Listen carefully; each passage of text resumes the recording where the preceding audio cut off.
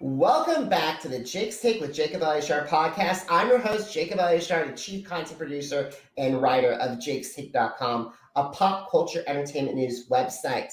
Guys, before we get to my introduction, please subscribe and like this video. If you're watching us on YouTube and if you're listening to our podcast, please give us a 5-star review and subscribe.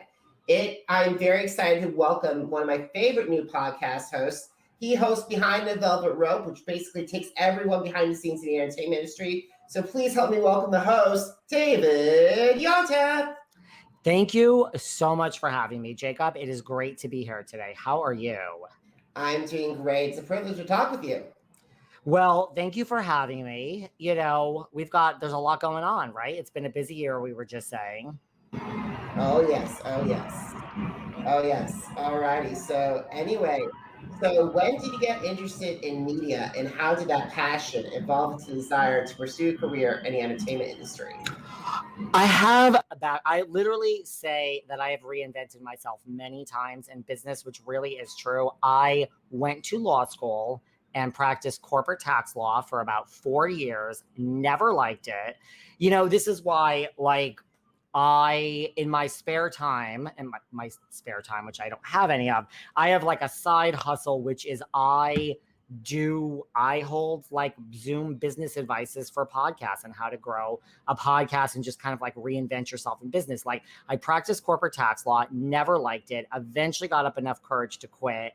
Went into HR and recruiting. I had my own recruiting firm. I sold that. I ran recruiting in-house for a lot of large companies like Martha Stewart. Yes, I worked directly for Martha Stewart. That's a whole nother story. I know, see people's mouths drop open. People want me to talk about this, and I will at some point, and it's probably exactly what you expect. I have stories that could go on for days.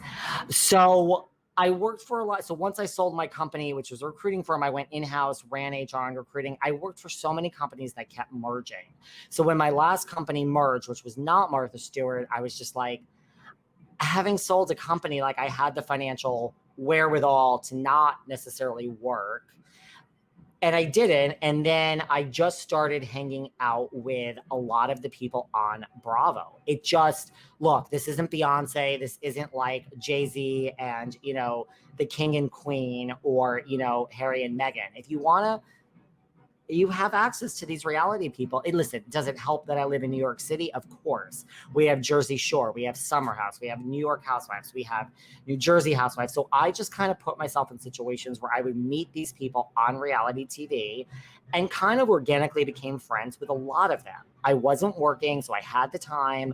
I was a lady of leisure, as I say. And then the more that I hung out with all these people, I was like, this has to be a business. It's like, I relate it to if you are born a child of a celebrity, like at some point, like it's your life, you don't know any different, but at some point you probably have the ability to step outside of yourself and say like all these things. Like I had Randy Spelling on my show, and some of the questions I was so interested in are like, when did you realize like Randy Spelling growing up at Spelling Manor, which is 50,000 square feet or the largest house in Holmby Hills, when did you realize your life was not like other people? So at some point when I was hanging out with all of these housewives and reality people, I was like, there has to be a business. The average person is not here at 2 a.m. and seeing who's getting drunk and who's kissing who. And I'm like, I don't know what to do with this, but it's some type of business.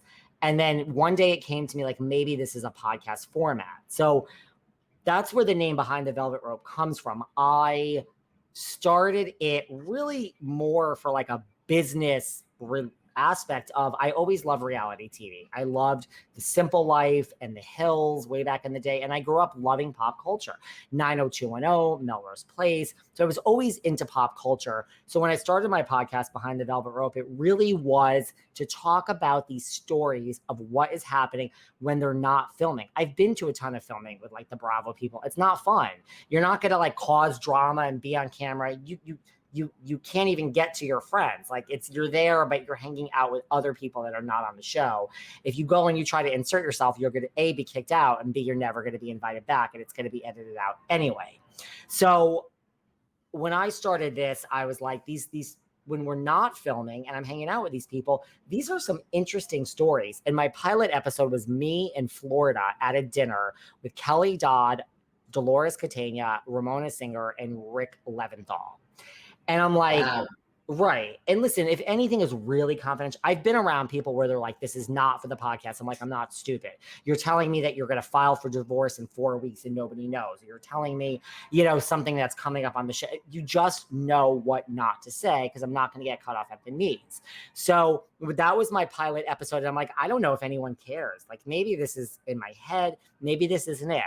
I put out that pilot episode, which is the first time I did a podcast talking about this dinner, and people went crazy. They're like, it was little things like, yes, Ramona Singer has ordered the entire Branzino and eaten half of it and is on her second martini before me and Dolores are even in our seats. Also, because I have Stockholm syndrome when it comes to Ramona, my good friend Dolores is sitting at the end of the table. I acted like Dolores wasn't even alive.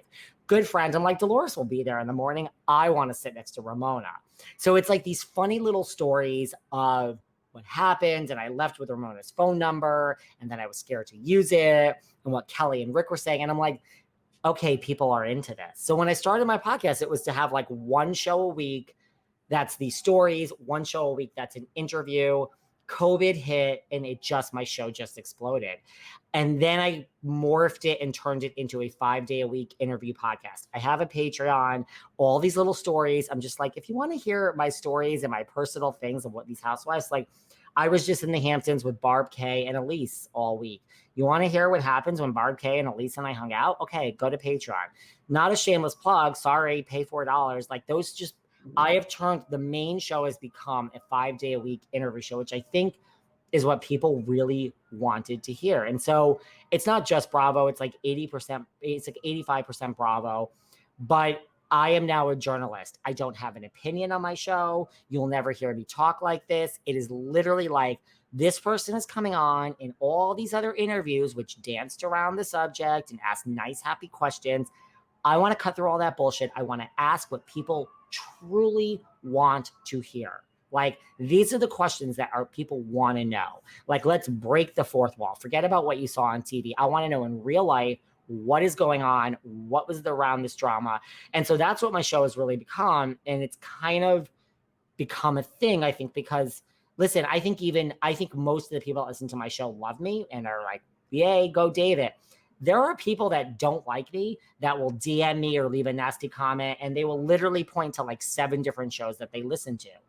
That was my goal. Like, whether you like me or not, it is not about me. You might hate me, but I just had Luann on, and now I had Ebony on, and I have a lot more Roni coming up. So you like the guests, and you know my interview with Ebony Williams is not going to be the typical button it up with a bow and let's talk about it. We're going to get into it, and I need real answers. And that's kind of what my show has become. And it's like this whole set of skills of like, I am like this reporter. I'm like a journalist now. It's not, I always tell people when I go on podcasts and chats like this, if the subject, like if you are annoyed with me by the end of this chat with Jacob, you should still tune into my show because you're never going to hear about me. Yeah, sometimes I'll say, oh, I agree, Heather Dubrow. I'm a morning person too. I go to the gym at the crack of dawn. I'll throw little things in, but it's not about me. And I have listened to a lot of other podcasts that do interviews, not even to the extent I do. It's just like an hour to an hour and a half. I feel so many people interrupt the guest. And it's like, I have learned, and my show's also gotten a ton of media, like TMZ, Wendy, like we're on the press. So I've learned when someone is talking, it's not just shut the hell up. It's whatever they say, you got to get it out. So it's just become like a different set of skills. And I was doing a podcast like yesterday, and someone's like, how do you, these questions are so intrusive, not in a bad way, but how do you ask? And it's just, I have to. Sometimes the questions are so egregious that I am like literally digging my nail into my wrist when I'm about to ask this, but I can't not ask this. And if someone says something controversial, I have to go there. And now we have to stay on this. And I mean, I've talked about like suicide and just like dark issues that like we have to delve into. So like, I'm not afraid to go there, I would say every now and then I have scrapped questions, like a game day decision. Very few. But I can't even think of examples, but it's where it's like, I'm literally on air with you and I'm still questioning whether this is valid or not. And this is too tacky. I'm like, it's probably too tacky. Just scrap the damn question. Like, we got enough. And it's always there. And it's like, if we didn't get something, maybe I would ask this. And I can't even think of an example, but I know once or twice I felt like, okay, well, I scrapped that. And I mean, that was the right thing to do. I totally agree, because the thing is, I go through interviews and it's always tough to, when you're saying, okay, you hit A, B, C, and D, let's move on from that question. It's hard. Sometimes, look, I mean, there's all different types of interviews. I mean, and the other thing is, I don't have people on that I necessarily like. It's not about me. I will have, I don't take teams because, yes, do I have an opinion about who I like better between Monique and Candace from Potomac? Do I have an opinion of who I like better between Lisa Barlow and Whitney from Salt Lake City? Sure. I've had both on my show. I'm not going to reveal that opinion. It's not up to me. So like I don't judge people based on what I see on the show.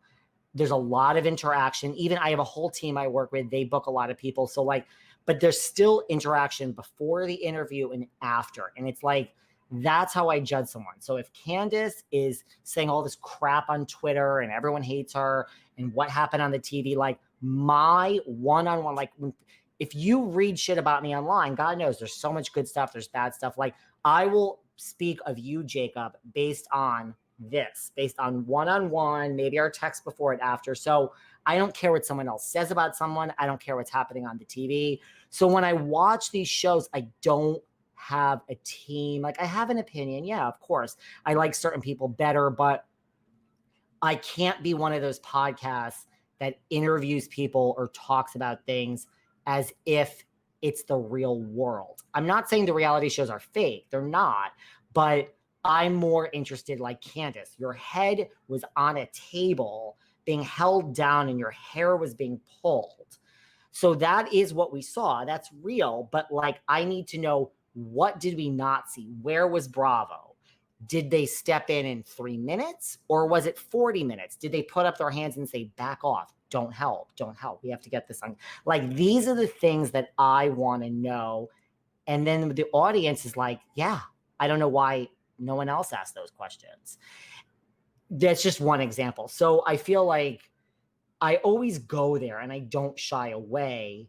And I feel like if I have the question and it's crossed my mind, chances are, and then people are always like, that's the one question I've been dying for someone to ask. So it's just kind of become that type of show. I don't even know what your question was. I've gone off on a tangent here, Jacob. Don't worry, you explained almost half of the questions that we were supposed to talk about. So well, that's good. All right, but however, we got to talk about your interviews because they are headline making and they also make a lot of stuff. So we got to get to, I picked up a few of them because we could go on and on about some of the guests. But however, these 6 specific guests are celebrities I really liked and also it's surprising things. Speaking of surprising, Melissa Rivers. And you don't have to like them. That's what I always say to people too. People are always afraid to tell me. I'm like, if you hated someone before the interview and you hate them after, that's okay. I never said I like everyone. I don't believe sometimes half the things that come out of people's mouth. I just don't reveal that. But people are always afraid to tell me I hated you hated the guest. Well, that's fine. But go on. Sorry. No problem. I want to say, because I really like Melissa Rivers and I really wish that I had Joan and Melissa on together when I was starting out, because it would have been so much fun having both of them on. But hearing this was real, like I know about the red carpet stuff because she's been talking about ad nauseum, and I think with you, she said enough with the red carpet stuff. However, what I did not know was the Miss Maisel snubbing, which was huge. It was huge. And so that's the thing. So Melissa Rivers has been on twice. So like, to me, she's the perfect guest. I love when a guest can check so many different boxes. So we can talk about Joan. We can talk about reality TV. You did Joan and Melissa, Joan and Melissa, Who Knows Best. That's a reality show. So now we have that. We can talk about Fashion Police. Now we can talk about fashion. Wait, Nene was a judge on Fashion Police. Now we could talk Housewives. Like, I love when someone fits in so many different boxes that are on brand for my pop culture podcast that now we can cover it all. Yes. And that's the other thing. So I interview and have a certain style, and it is for the audience, and we have to get answers for the audience. And that is always 90% of the show, and not with every guest, but with most guests. Because my show has been in the press so much, I know what to ask of like, this could be the press hit. It's not about my ego. I don't need to see my name in print, but I do, because then that leads to click-throughs, and it's all about the business to me. And that leads to more downloads. And now all the people out there that don't like Housewives or Bravo, we just got another however many downloads and new listeners now because of this story about Maisel. So the first time I interviewed Melissa, I said, that is it. This will go viral. My entire interview with Melissa can be summed up in one minute. What would Joan Rivers, who is known for Who Are You Wearing and Fashion Police, say about this world and wearing a mask? Period. The end. No one cares in the mainstream media, not the blogs. I'm talking like us and People and TMZ and the real big ones, Access Hollywood. That is it. I don't care if Melissa says I don't need to listen. I can go to sleep when Melissa's answering that question. Whatever she says is going to go around the world. It's not always the case, but 90% of the time, I know where that press question is. So this is all about a great interview and the audience, but I was like, this is it, and I have to ask this, and it has to be in there. So if we're going down that road and Melissa steers us completely left, I will have to just be like, changing the subject. Here you go. Here's my question. I won't get off. And it's like, then when I get that answer, and what she said, she was like, are you kidding me? She's like, my mother would be thrilled. It would hide all the plastic surgery. I was like, and right. See, like, it's a nothing. It's not a story. It's not like, it doesn't matter. That is a headline. That is a soundbite. It went every single country. Joan Rivers would love wearing a mask. That's where it's like, so the second time Melissa came back, I'm like, well, how the hell am I going to top that? And not every show needs to go get viral press, but it would be nice. And I just was like, she doesn't really want to talk about this Maisel thing. She's been asked before. And I'm like, look, I had a great relationship with her. It was like, it could fall flat. She could say, I don't want to talk about it, but the more I'm just like, I have to ask, because this could be a thing. And the more she started talking and opening up, I was like, okay, well, she's never said all this before, and this is now going to be a thing. You can say what you want. I mean, it comes from Melissa Rivers, whether you agree or not. Because a lot of people were like, bullshit and blah, blah, blah. She needs to get over it. I'm like, I agree with her. I think that is clearly based on Joan Rivers. But whether you agree or not, Melissa Rivers speaking on the matter and saying how hurt she is, and the only person to ever acknowledge it was Jane Lynch at the Emmys, and she sent her flower. Like, the more detailed someone gets, you're like, oh shit, like, this is going to be a story now. And speaking of detail and stories, I was just listening to your episode of Allie Landry. Wow, I did not know how badly toxic that Mario Lopez thing is allegedly happened. And also, number two, how deeply connected she is to the Housewife franchise. She's an example of somebody who I was excited to interview. Again, checks a lot of boxes. Her name comes up every year when they're casting Beverly Hills. She knows Kyle. She knows Kris Jenner. She knows them all. So, like, there's that box, which makes me excited. You know, she was the Doritos girl. That's interesting. But right, the fact that she was married, pop culture, to Mario Lopez from Saved by the Bell, who is now, on Access Hollywood, and it was a messy divorce, and he cheated. I was like, Allie fits so many boxes. So I was like excited to talk to her. I wasn't like, this is the blockbuster. This is her. She's like a smaller name, maybe compared to some other people. The nicest, most gracious. I was like, you just can't tell. And very open. Because listen, she could have said like, yes, it wasn't pleasant with Mario and let's move on. She went there, and you have like a backstory sometimes in your head of who's going to go there and not. And I just had a feeling she was not going to go there. I was like, we're going to ask about Mario and the fact that he cheated, and like, how did that feel? And like, did you grow? I mean, this is the example of the question. That's not okay with that. I want to know, like, did you grow up watching Saved by the Bell? Because you're of the age that you did. And now it's like Mario Lopez, like, and what? So I like to ask questions like that. But yeah, she was just one of those people that I expected to kind of be colder and just cut me off. And I was like leading up to it, like, how do I bring up the fact that he cheated on you? And like, but I have to. And she was just so game, and we stayed on it for a long time. And I'm like, wow. Like, to your point, I was like, wow, this is a lot of information about how this man wasn't faithful to you and how you felt and how you rebuilt your life. It was a good one. Another good one. I gotta go. This one, Lady Bunny. She talked about cancel culture, and not to mention the epic Joan Rivers and Ellen feud. Yes, and yeah. So like, Lady Bunny, who you would think, I mean, Lady Bunny is liberal. You would think that she would be all about the cancel culture because she is so liberal. And, hashtag everything, Me Too, BLM. You would think Lady Bunny would be like, thank God all these horrible people are being canceled.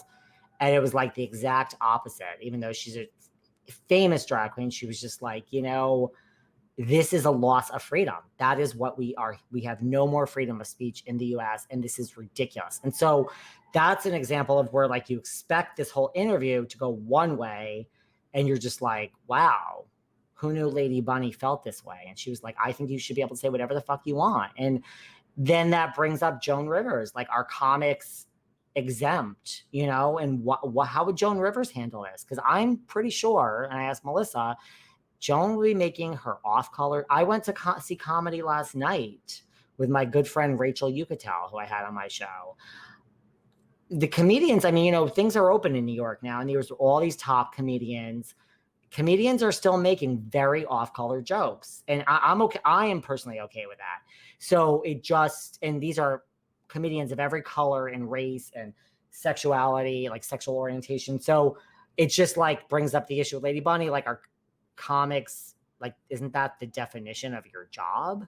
So I don't know. It was a really interesting conversation with Lady Bunny, who you would think would have just been like very liberal and like cancel the conservatives and people that aren't open to, and she was the exact opposite. She was like, this isn't okay. You should be able to say whatever you want.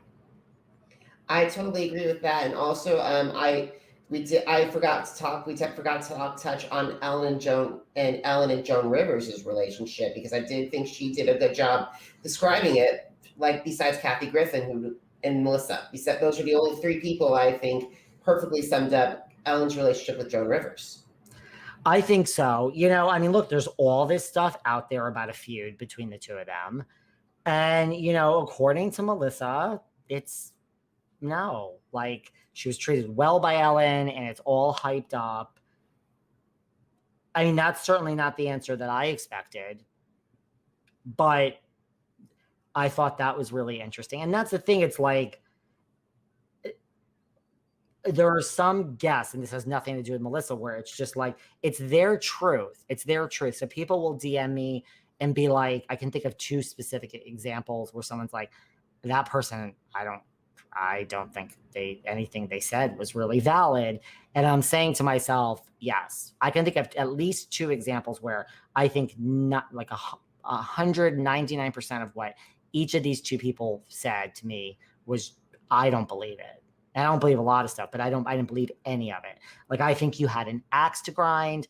I think that behind the velvet rope gets pressed. You know it. So you know that you're saying all this shit, and you know it's going to be in the media, and you want your own name in the media. I mean, that's okay. You can use me for that, but it's not my place to say bullshit. It's just not. It's their truth, and it's my job to get their truth out there and exposed, and then your job as the audience to say, like, I think that person's full of shit. Or, I mean, a lot of times people will say, like, I hated that person before, and now I see a different side of them. That is great. That's a home run. I'm like, thank you. But that's not my goal. My goal isn't like to make you like everyone that I interview. if we're going down a road and someone's insufferable, I'm like, we can keep on this road. You're going to hate this person. Everyone's going to hate this person, but they're just telling their truth. I'm not guiding them to be this person. I'm just asking the questions. So that's like, to me, the goal is like to get their truth out. And then it's not really my job, I don't think, to question and say, like, I don't believe you. I say things like that, but it's not my place to say, like, I don't believe you feel this way or that way. It's just like, it's their truth and it's their hour. And everyone always says to me, like, I can't believe you gave that person a platform and that person a platform. I don't see it that way. That's my job. You don't like the fact that I had Max Boyens on, who's fired from Vanderpump Rules. He was fired for racist tweets. I had him on to break his silence. Months later, he still has not spoken to the media. That is an interview that I want. I never said I in favor of those tweets. But let me tell you something. Off the record, when people are secretly DMing, there's a lot of people that were on Max's side. I was shocked. I expected people to come for me. No, there was like hardly any backlash, and so many people were like, the poor kid. So there are a lot of people out there that feel there is this opposite side of cancel culture. But even regardless of whether it doesn't mean that I support these racist tweets that he sent because I interviewed him. I am doing my job. I will interview everybody who was fired for racially insensitive tweets. I want to interview all of them because that is what my show is. And then if you want to hate them even more, but I want to get behind it and see it. And I mean, there's only so much I can do. I mean, I asked Max if he's racist. I said, I did come for him. I said, you're not saying you're not racist, but why did you say this about the Black community? Why did you say this about the Asian American community? Okay, well, like, you understand, like, that doesn't go along with the fact that you're saying you're not racist. So I don't understand it. Like, I mean, after 45 minutes of like, well, then why did you send those tweets? And do you understand why it was wrong? And what have you learned? And like, you got to move on. So it's not my job to say, oh, you sent bad tweets and you're not allowed on my show. No way. Sorry. That's not my show. Same with me, because I totally agree, because here's the thing with me. There are people, and I'm going to put them out in the universe, Morgan Wallen and Dee Nyguen, two people from the reality TV and music world that have caused a lot of controversy. I still want to have both of them on because I still believe that they deserve their chance to tell their side of the story. Right. And listen, there was a lot of things Max said that I was like, I'm cringing because I think he's going to be crucified for these statements. But it's not my job to stop him. I'm not saying them, So if you had an opinion of Max before and then you have it even greater after listening to my interview, okay. But a lot of people were on his side, and that wasn't even my goal either. It was just like, it's when you say, why are you giving this person a platform? Well, that's my whole job. That's why I'm going to give every person a platform, regardless of their beliefs, because I want to hear what they have to say. And then, yes, if they have complete racist things to say, I will hate them at the end on my own terms, and you'll probably hate them too. But that doesn't mean I don't want to hear from their own mouth in front of me, like, oh yeah, wow, all these things I've read about you are actually true. You really are an awful person, I'll say to myself. Not in relationship to Max, but you get what I'm saying. I totally get what you're saying. But however, I want to go a little bit off from the reality world, because Sure. I did recognize that you did have Amber Childers, who played the Colby Chandler on All My Children. She was also on The Master, and she was promoting you as well. So yes. I decided to talk with her because that seemed like a very interesting direction to go into. Well, that is a good observation. So the thing is, that's where we have gone. When I started this podcast and it became 5 days a week, again, it goes back to business.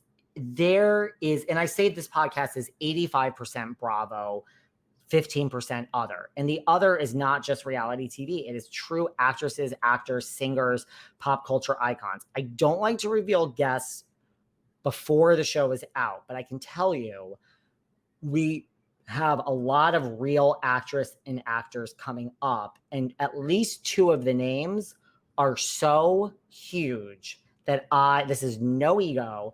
I don't even understand how I actually interviewed these two people. They are literal. They're each comedic.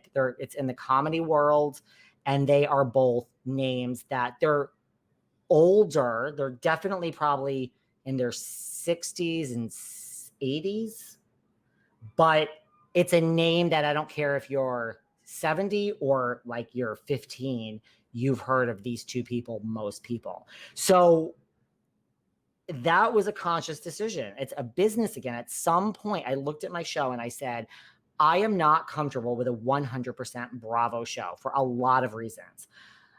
If this network ever decides to say, like, we don't like him, he is drama, look at these questions, and we are going to send an email to every Bravolebrity that you're banned from going on this show. Not that they did or not that they would, or nowhere. I have a great relationship with the network, but that's no. Bad business model, guys. So this is why when you book me for the hour or the 2 hours on Zoom, and we're going over why your podcast isn't working and how to grow it, and like, it's business.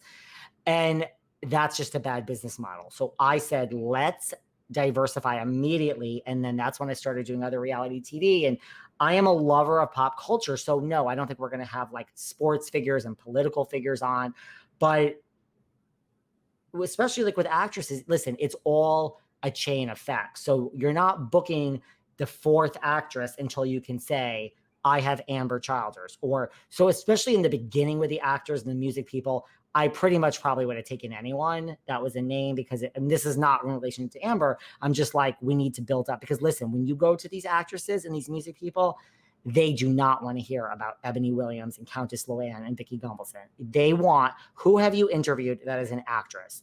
Let us know. We would like a list. Or actor. So it was like I fell into like Kate Flannery from The Office. I had Michael Fishman from Roseanne who played DJ Connor.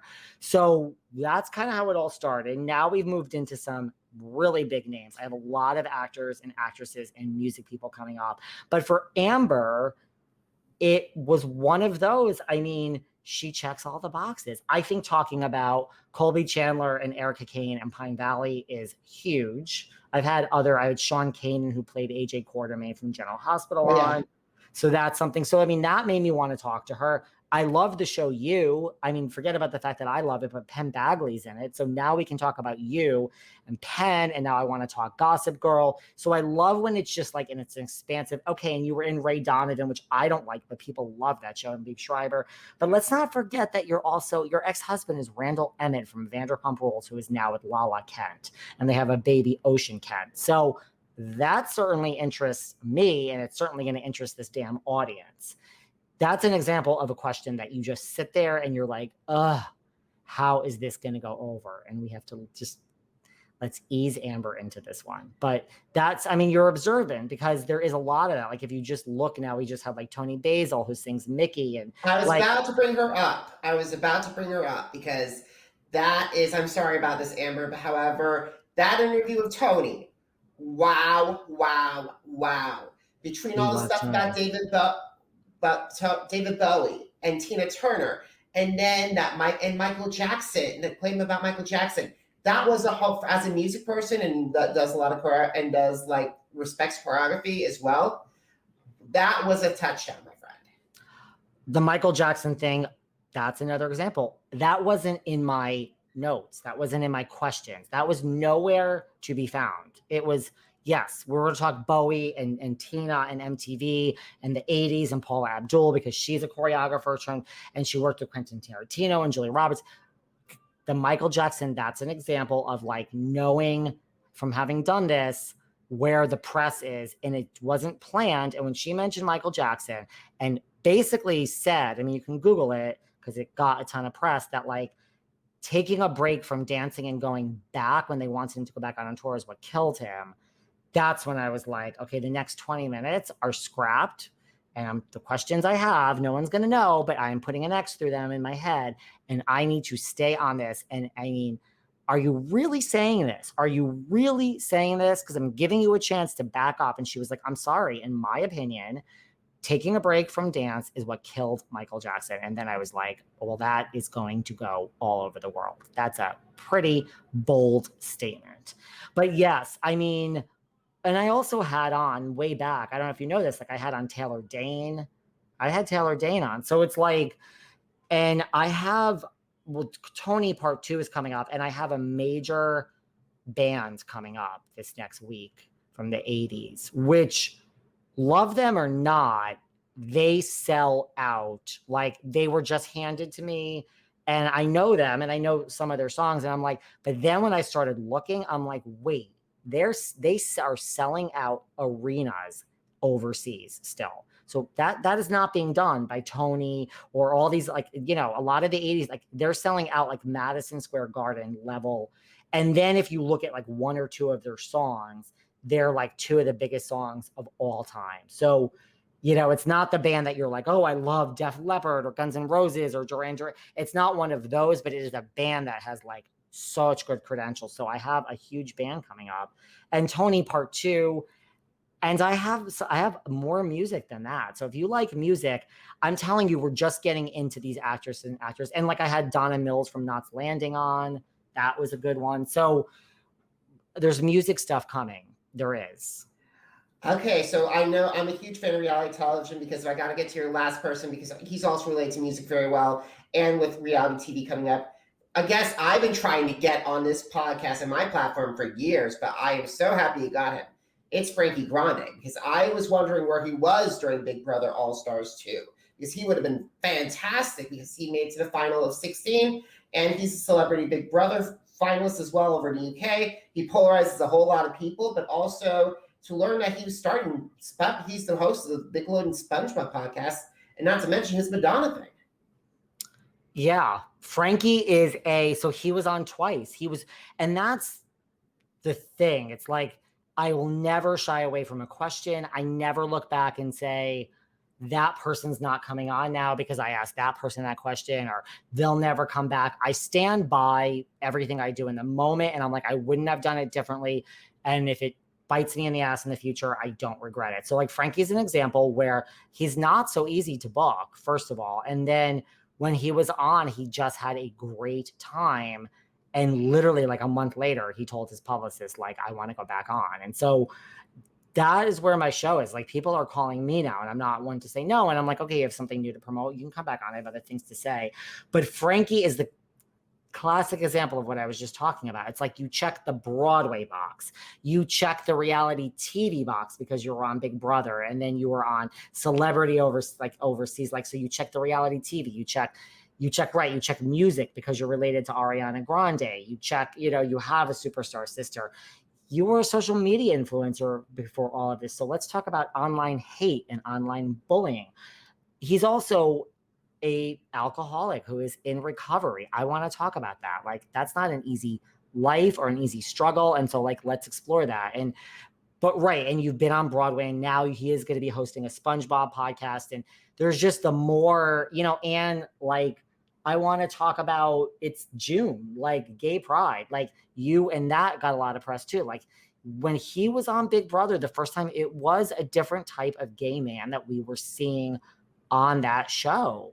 I mean, he was unapologetically like, shine like a Frankie, and I'm going to wear pink nail polish, and I'm going to have pink hair. And, just being an effeminate gay man doesn't make you any less of a man.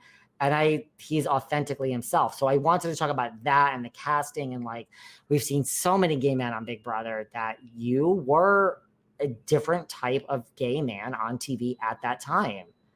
100%. I gotta say, I still get a lot of flack from people when I mention Frankie as one of my all-time favorite players. But in all honesty, if there's a Big Brother Legends, I would predict that he would be probably one of the people, because he brings in a lot of people, a lot of fans, love him or hate him. He does a lot of work, and he's a showman, and I need a show. And that was the other thing too. Like, I've been so busy, like I've never had anyone from Big Brother. So now I'm like, you're checking this box. I have someone. So that's the other thing. When I look and I'm like, we don't have someone from this show. A couple of weeks ago, I'm like, how could we have nobody from Survivor? So now I was like, listen, I want 1 of 5 people, period. If I can't get one of these 5, I'm not interested. And I went after 5 specific people. I'm like, I don't even want all of them at the moment because I'm very busy. I just want one of the 5, and my top 2, I got one of my top 2. So I have a great Survivor coming up. Congratulations on that. Congratulations. There was a woman that I really wanted, and there was a man that I really wanted, and I got the woman that I really wanted. Maybe we'll have the man on too, but the woman I really wanted, and I'm sure if you really thought about it, you could figure out who it is.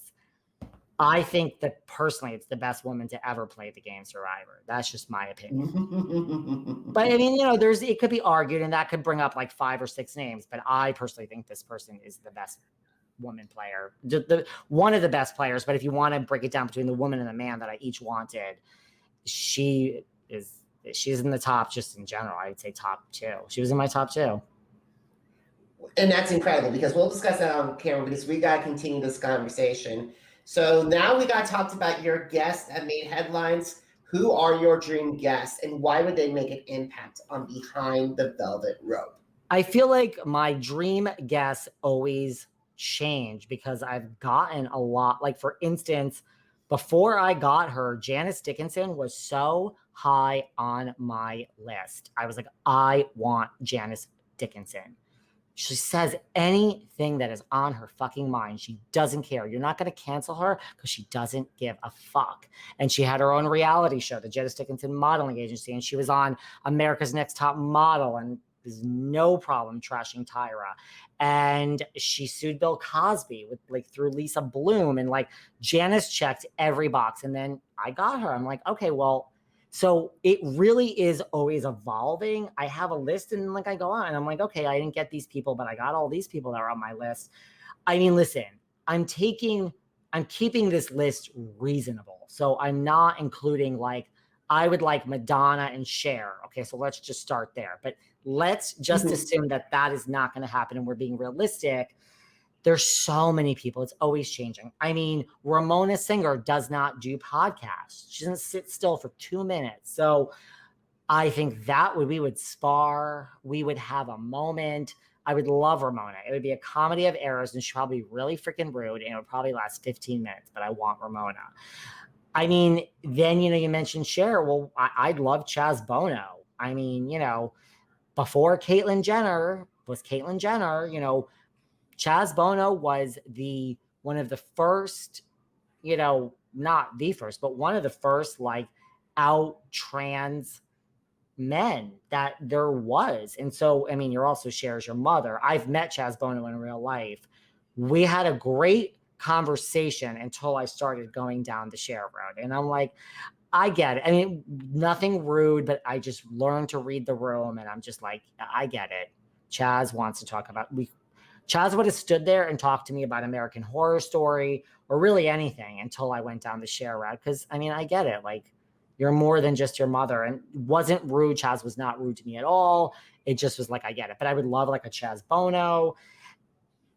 It's literally changing all the time. I mean, who wouldn't want Andy Cohen? I'm telling you, because of a couple of the names I've got that I have coming up, I've been thinking big. I don't think as big as Cher and Madonna, but my world has expanded because of some of the people that have said yes. Those are just kind of some that come to the top of mind currently. And not for nothing, I love Chris Harrison now, and I love Julie Chen, and I would love, Sharon and Kelly Osbourne each have been on my list forever. I love people that you just think are not gonna care. So it's always changing. But to your point, Melissa Rivers was on the top of my list before I got her. So is Perez Hilton. He's been on 4 times now. So you kind of get them and then you're like, okay. And I mean, I really am a Gemini in that sense of you can come back. Melissa came back a 2nd time. She's welcome back a 3rd time, but it's never like that first time. I always want the shiny new object. And I'm always all right, well, I mean, you can come back, but I have some other targets at the moment. Awesome. I hope that you get all those targets, but I always love my repeat guests who come on every time and bring it.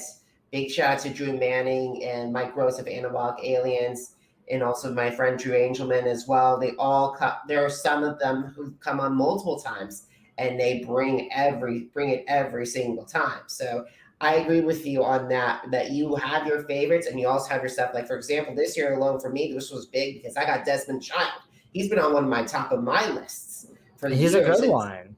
He was, and was an all we talked for an hour, and it was just like this is around the same amount of time that we talked. So it was a really good. You could tell about the conversation. So I definitely think that's great. And then so we got to start winding down our conversation. So what are some of your favorite social media platforms? Well, the best place to find me, listen, I'm on all of them. I am at Behind Velvet Rope on Instagram. That is personal. There's no the in the title. You can listen to Behind the Velvet Rope anywhere podcasts are found. But Instagram is my absolute favorite social media platform, at Behind Velvet Rope. There's no the. I just love Instagram. And if I really believe, unless you're truly coming for me, and even then I might answer you, like if you are going to take time out of your day to write to me about how much you love my show or talk to me, until it is physically not possible and we are almost there, I feel it's like my duty to get back to my listeners. I do. I just feel like that is the least I can do. And it is really me on Instagram. Some of my other social media platforms, I have a team that may jump in and help. But if you write to me on Instagram, it is really me. So unless you come for me in such a way that this is an unproductive conversation, you can come for me all day. It's not going to affect me, but I'm not going to waste my time going back and forth with someone who's it's a waste of time. But you can come for me if you want. So that is a long-winded answer to the fact that I love Instagram. And believe me, we'll make sure to put that on you, and I will not come for you if you don't come for me. Let me tell you something. I never, and I can honestly say this, ever come for somebody first. Ever. I don't understand it. It has everything to do with the person that comes for you first. There is the bottom. I mean, this isn't open for discussion. It's a fact. Like something is lacking in their life. They are insecure and feeling unhappy and miserable about their own life, and something you are doing, which is successful and good, it's something positive, is making them feel like shit about themselves. And that has everything to do with them and nothing to do with you. So A, I never come for anybody first because I enjoy my life. And B, 99% of the time, if you come for me, I don't even come for you back. I just say, thank you for listening to Behind the Velvet Rope. 1% of the time, you have caught me on a day where you are I'm like, you're not getting to me, but I am going to just give it to you because I can. And today is your day. And that happens like once every 4 months. I'm just like, I'm going to clap back because I never do. And I'm a human being. And today I just feel like doing it. But I never come for people. I don't understand it. I think this world has gotten out of control with social media and bullying. And I don't care about people coming for me. It's just like, this is truly why people are killing themselves. Truly. Over things like this. I mean, this isn't read the cases. So that is crazy that like young children, they just go down that rabbit hole. So it's crazy. It is. And especially I was watching The View the other day and they were talking about how 44 different attorney generals were like saying, no kid Facebook. I totally agree. Kids should not have Facebook until they're able to go into high school. Maybe senior year. That's the minimum for everything. I think it would help. I don't know how that works and how you would stop it, but I think for all social media, that is not the worst way to go because we keep reading about these things over and over. This one was gay. That one was fat. This one was that. Like whatever it is, when you're a child, this is your world. You hang on every word. And it's like, I mean, the thing about a bully is if you clap back, they vanish. So, but a child does not have the capacity to understand that. And it's crazy. So I always tell people, come for me. I mean, I don't care, but it's just, this world is sick. It's like, it's just out of control. So I think you're right. I think there has to be some way where people under a certain age do not have access to this. I totally agree. So we got to end on a positive note. Yes. So why should my audience check out Behind the Velvet Rope podcast? Well, I always say to people, if I have annoyed you here today, come and listen because you will not hear anything about me. It is a much different show. It is me getting the tea for all of you. So you will not have to hear me go on and on about the great guests I have. You'll be listening to the guests. I ask questions. Sometimes I'll say, yes, I'm a morning person. Yes, I'm this, but it's really not about me. I think what people say about my show, and I didn't set out to do this, but it's true. I've read enough reviews and comments. Like people say people have said it to me as I ask them questions. They're like, why am I answering this? But I am. I have a way, and this isn't an ego. This is just what people say, but it's true. Like I have a way of like relaxing you and disarming you. And we will ask a question about something very pleasant. And then my next question with the same face will be so just the bomb. Like, this is the question that people wanted Andy to ask, or this one. Like, and people are always like, I can't believe you asked that, but I've been dying to ask that for months. And so I will ask the question. Yes, every now and then, like with Amber Childers, who was all into being an actress, I did say this isn't going to go over so well when I ask about Randall and Lala, your ex-husband, and the woman that you basically accused of being a whore and a homewrecker. They're past that now, but that's not the point. We just did like a 50-minute interview about your illustrious acting career, and it's kind of cheapening this whole interview, but I cannot not ask you about Randall and Lala.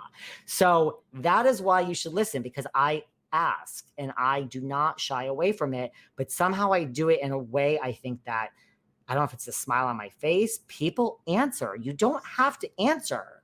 You can say, if you ask me something here today, Jacob, I can't even imagine what I wouldn't want to answer. But if I really didn't want to answer it, I would say, like, I just don't want to answer that. Like, I'm not upset with you. Let's just move on. It's crazy to me how I sit there and I pause and it's silent and then they answer. That is why it's not a standard interview. Let's ask textbook questions that you heard on Access Hollywood and Us. No, I'm going to like cut the bullshit, cut the cameras, like real life. What was going through your mind when this happened? I would like to know. And then sometimes people will say like, oh, she's this and that. I'll be like, is that your nice way of saying this about her? Because I'm hearing that. Like, I will stay on the topic and make you say the truth. And I really have to say, I cannot believe I'm saying this.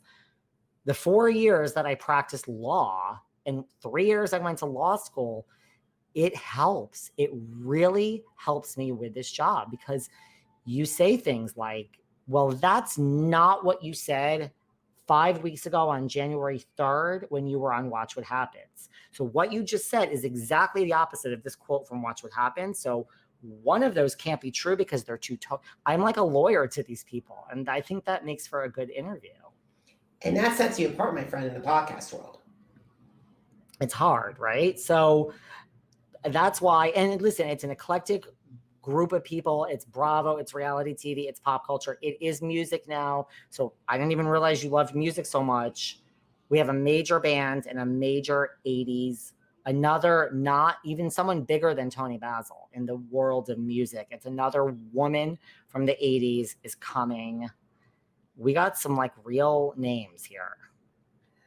I cannot wait. And you saw my eyes get so big when you mentioned that. So I am so impressed with all of your success.